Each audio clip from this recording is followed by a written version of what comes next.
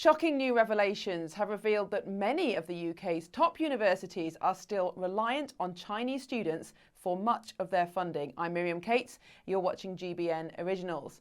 Yes, analysis by The Telegraph has shown that a number of our top institutions have an enormous number of Chinese students both attending their university courses but also making up their tuition fees. Indeed, there are a number of institutions that rely on tuition fees from Chinese students for over a third of their tuition fees. Of course, this has put them at great geopolitical risk. Should the UK and China suddenly have a freeze in international relations, it could be that that funding and those students are withdrawn. There are other risks, of course, as well with intellectual property fears. And this raises wider questions about the funding of UK universities as a whole. Let's take a look at the discussion on Jubes Tonight. Now, British universities are increasingly dependent on income from Chinese students. New figures from 2023 to 24 reveal that at some institutions, nearly a third of all revenue comes from this single international market. At the Royal College of Art, Chinese students made up 45% of the student body last year, with their tuition fees estimated to account for 37% of the university's total income. This comes despite repeated calls for universities to reduce their reliance on funding linked to Beijing. So are British universities too reliant on Chinese students? Now, Daniel, this has been a concern for some time, both as a risk to British universities, because if there was some sudden chilling of the relationship between London and Beijing, perhaps they would have to leave, but also fears about espionage or intellectual property theft. Is this a problem we can solve? You've just said everything I was about to say, Miriam. Sorry. That's absolutely right. But you are absolutely right. The first thing is there is a huge risk to the business model, if you like, of the universities, that they're so dependent on one country. It doesn't matter whether it's China or anything else. Because if those students started not to come here and they rapidly moved to another country or stayed at home, then the whole university sector, large parts of it, would start to collapse. And, of course, they'd turn to the taxpayer to be bailed out. And I don't know what would happen then. It's certainly true that British students do benefit to some extent financially because they're paying lower fees, which can be supported because of the foreign fees. So it'd have lots of consequences if that happened, but nobody has a plan for managing that risk, and it should be the universities that have the plan. Second thing is, it's because it is China, and, you know, certainly I don't live that very far from Imperial College, which is one of the highest tech, you know, most advanced scientific universities in the world, most highly regarded. And they have a lot of Chinese students. They're on the list. They've got the top 10, the list of the top 10 dependent on the Chinese sector. And, of course, there's fantastic research being done there and so on. What is, you know, that nexus and what risk exposure is there, we don't know. So I think it is not a sustainable position, and nobody is ready to manage a crash. But, Kai, as Daniel said, the universities need this money. It's all very well for the Office for Students to say it's better to move away from Chinese dependence, but why would they?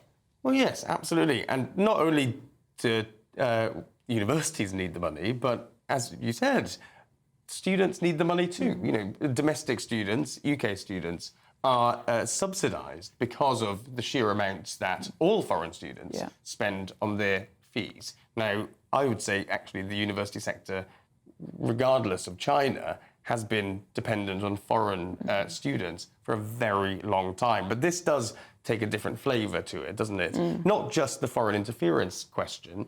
And that, for instance, in Australian universities has been a massive threat. And they actually are almost the bellwether for what can happen in other Western economies, I think, in the next few years. But also, your point about the chilling of the relationship. Now, I think that we've seen Donald Trump, for instance, being very willing to use economic means to gain sort of geopolitical ends and using things like trade deals in order to place conditions on the way that its allies work with China. That could well lead to a chilling of the relationship in the next 4 years. Yeah. Using the internet without a VPN, a virtual private network, is a bit like taking to the road without car insurance. All it takes is one unlucky moment to cost you a lot of cash. This video's sponsor is Private Internet Access. They are the VPN to help keep you safe. Click the link in the description below to find out why over 30 million people have downloaded PIA to protect themselves online. A virtual private network is an app that hides your IP address and helps keep your data private. When you're browsing the internet at home, you give up a large amount of data to businesses, to shops, and indeed to social media giants too. Hackers have the ability to steal your personal data with ease, including sensitive information such as passwords, keystrokes, and even your personal photos.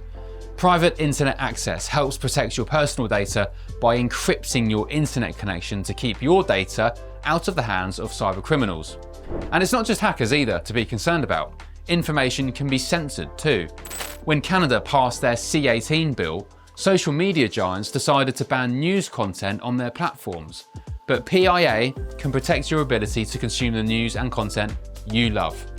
Private internet access is available for Windows users, Mac OS, Android, Linux, iOS, and you can use one PIA subscription to protect an unlimited amount of devices. And we've got a huge GB News discount for you too. Click the link in this video's description and you'll get a massive 83% off PIA. That's under £2 a month, the price of a coffee, and you'll get an extra 4 months completely free on top. Also, there's a 30-day money-back guarantee too. Visit piavpn.com/GB News to start protecting yourself digitally today.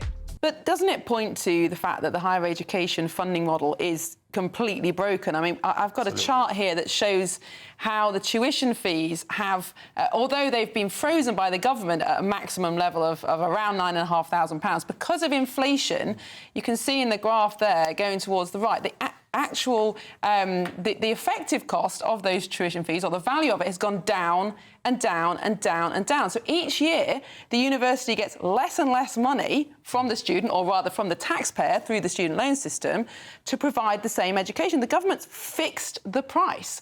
So are we surprised then when universities have to go elsewhere to look for money? No. I mean, we all know that. We know that's how the system works. That's exactly what we're saying. So they're driven to be... I mean, they are, let's put it this way, if you look to them purely as an export, you know, they are a major exporter because although the students are coming here, it's still export earnings for the country.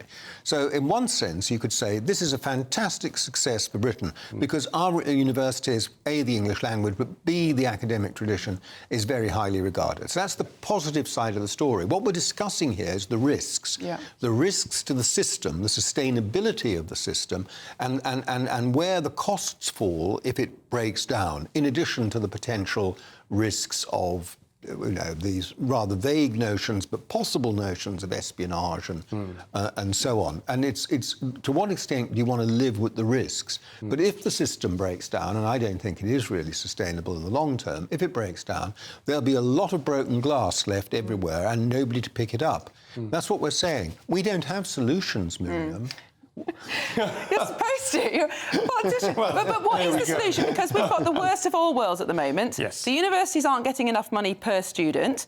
70% of students don't pay back their student loans, which means that people on lower incomes and people who don't go to universities are subsidising graduates through their taxes. That's bad news. But we've got so many universities and so many degrees that there's no way that anybody can afford to pay any more for the degrees. No, totally. And one of the issues that we have is that, you know, there's just an unlimited gusher of Chinese money, isn't there? Because the Chinese middle class is multiple times bigger than the whole UK population, really.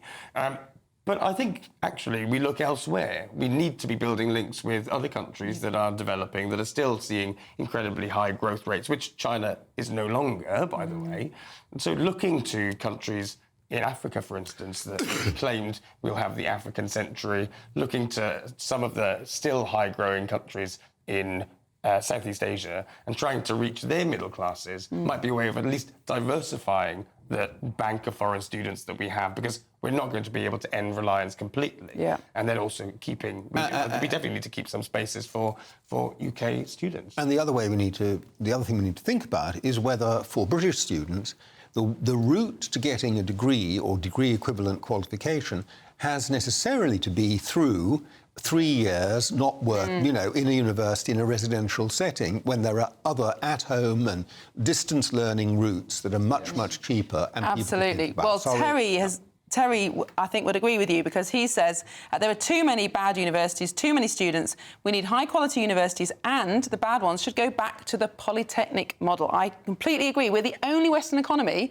without technical colleges, which is crazy. There are so many angles to this debate, not just about how many foreign students we should allow into this country, how many visas we should give out, but also the entire funding model of our university system. Can we sustain this huge number of universities? Do we need so many graduates? Who should be paying the cost of tuition fees? Let us know what you think. Put your comments in the section. No, put your comments in where? In the post your comment day.